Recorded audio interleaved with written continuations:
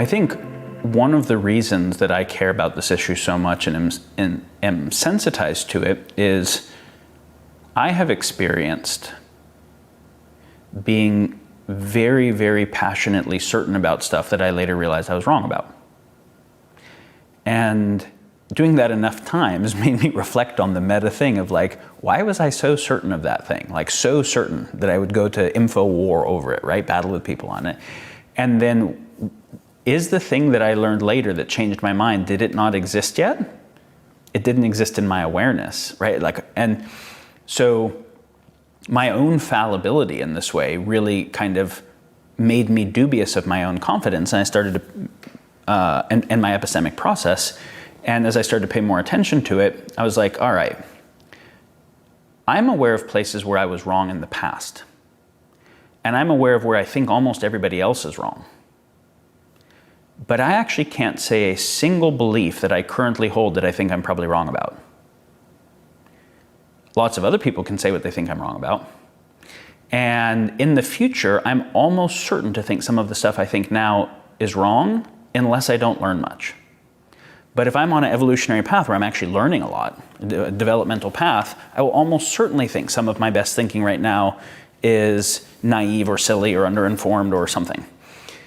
How do we deal with that? How do we deal with the fact that no one can name a belief they currently hold that they think is wrong? But they can name other people's, even though they're statistically likely to be wrong about almost everything, at least partially wrong. That's a tricky thing, right? And it's very easy to have an emotional desire for certainty or for security that I get through a sense of certainty that orients me towards false premature certainty, especially given that we didn't evolve to process this type of and this much complexity and hyperobjects and these types of things. And yet, these issues are catastrophic today. How to fix collective sense making is a big, hard topic, and I absolutely can't say that myself or the groups that I work with or anyone I know has the whole thing figured out. It's why I want more people to understand both how significant the problem is, how much it affects all the other problems that you care about, and how it's upstream to those, and some of the factors contributing to it so that more collective intelligence starts working on various aspects of the solution. There's a project that we're working on right now that is hopefully getting within a few months of being able to have a minimum viable product offered, and I'll share a little bit about it here, largely because we're actually seeking help. And if people who are here have some capacity and are inspired, and otherwise we might talk about it more once it's live and people can kind of interact with it. And so for the listeners, what can you do for better sense making? Well, one thing is, if there are whole chunks of populations that you only have pejorative straw man versions of, where you can't explain why they think what they think without making them dumb or bad, you should be dubious of your own modeling. St. Francis's seek first to understand. You should seek harder to take in the news that they're taking in for a week, right? For a day. Go to Mother Jones for a day if you're on the right. Go to Breitbart for a day. Take it in and try to seek, if I'm continuously getting this, and what are the issues that I face as a being if I really put myself in that person's shoes? And it's not just so you can empathize with the dumb people. It's that there's some actual signal that you might have been missing. Doesn't mean that it's all signal. There's also noise. Most all of the positions right now have some signal and a bunch of noise. So we want to be able to seek to understand so we can actually get the other humans that we need to be able to coordinate with, and that we can get the parts of signal. We can be able to see where there's signal and noise, and we can start to synthesize the signal across the space, right? That is a movement towards adequate sense making or synthesis. So yeah, if you feel a combination of outraged, scared, emotional, and very certain, with a strong kind of enemy hypothesis orientation, you have been captured by somebody's narrative warfare and you think it's your own thinking.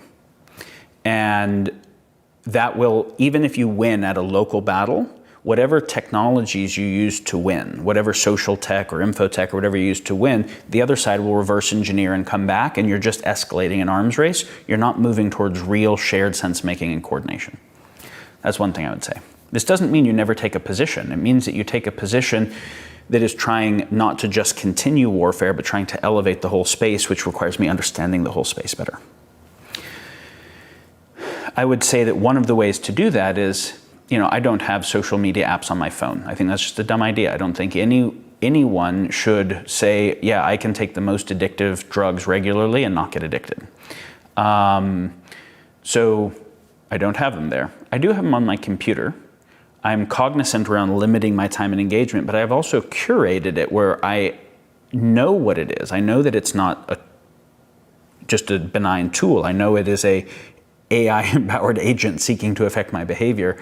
And so how do I relate to that better? So I intentionally went and I took all the major positions: extreme left, moderate right, extreme right, conspiracy, the Chinese views, the Russian views, etc. And I followed all of them, right? Followed all those news sources, followed the thought leaders in them, and made sure that I had a pretty good distribution. So Facebook's algorithm is very confused by me, right? And the other kinds of algorithms, because I wanted to see that I was not getting an echo chamber. When I use Facebook, I mostly don't state things, I put out questions. One of the reasons that I put out questions is because the people that I also friended people who have almost every view. And so many people in this environment have said, if you believe such and such, unfriend me, or I'm unfriending you.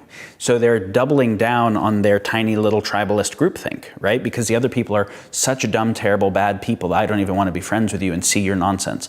This is not how you influence the world effectively. And so I've intentionally friended people across the space and followed them so they also see my stuff. So the comment thread will not be a filter bubble. It'll be some extreme right and some extreme left and some various kinds of views. Someone can say, well, how dare you amplify such and such? Because if you don't understand what swaths of humanity is thinking, your ability to influence humanity is very poor. Your ability to even understand it is very poor. So then I ask the question, so as to hopefully break filter bubbles if someone reads the comment thread and is exposed to things that they aren't exposed to on their own newsfeed. To at least maybe inspire some people to look at something else. Now, unfortunately, almost everyone who comments, even if they hold different views, share such poor quality comments because they're triggered and oriented to do some kind of limbic hijacked thing that they don't even make a constructive enough argument that it's all that compelling. This is one of the other things you'll notice is that we're not compelled by stuff because we did formal epistemology and propositional logic on it. We're compelled because it feels truthy to us, or feels consequential. And so, if you'll notice that the stuff that feels so obviously true to you feels obviously true to people who already believe what you believe and feels obviously not true to the other people. When you put it out, they instantly see it as propaganda gibberish, right? And so that's not communicating. That's just doubling down on groupthink and tribalism. And so, but it's interesting to see, why is it that it's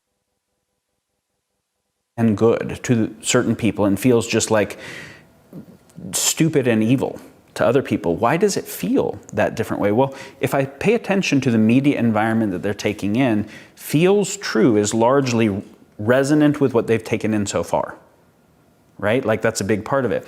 So one of the things that I do on an issue is, let's say I want to make sense of police violence in the US, or I want to make sense of the Beirut blast or the India-China border or whatever it is. As far as narratives go, there's not one narrative. There's usually not even two narratives. There might be 5 or 7 or 11 different kind of narrative clusters. There might be 100 versions, but they fall within general clusters. And so what I'll usually try to do is do a landscape of what the narrative clusters are first. And then I'll try to steelman each narrative. What is the strongest version of arguing that thing that I've been able to see? So look for the best thinkers that are representative of those narratives. That's helpful for me to both see the signal that they got, because the collective intelligence of those people doesn't have no signal. It also helps me understand why they think what they think, which also helps me understand how to maybe communicate and relate. But that doesn't mean that I agree with all of it. It means that I'm seeking to understand it, right? So then the next thing I want to do is, after I've done that, which is a kind of interpersonal intelligence, seeking to understand the narrative, then I want to do a kind of empirical or objective intelligence and break the narrative into individual propositions.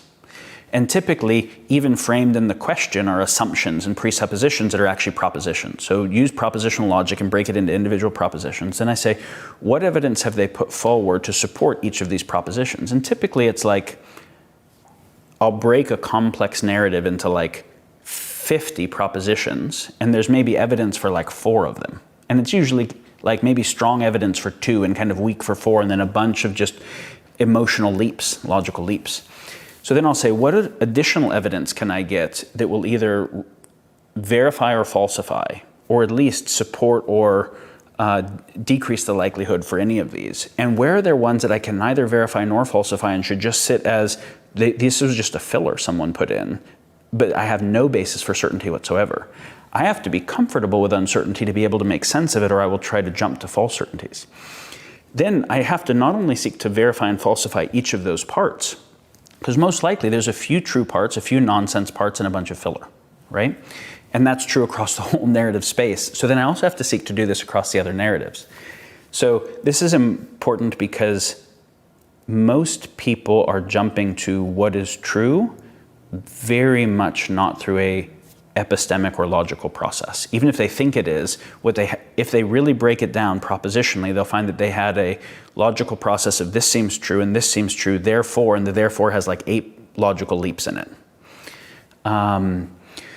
So basically, these are a few steps that I would encourage for people on their own to be dubious of their own certainty and outrage, to seek to understand the narrative landscape better, to seek empiricism better, to try to be able to not reject or take entire narratives, but be able to look for partial truths, to be able to try to aggregate signal across the space, to be way more comfortable with uncertainty. And that's uncomfortable in a way to say, I don't understand the world I live in. Even in the most consequential areas, I just don't understand it.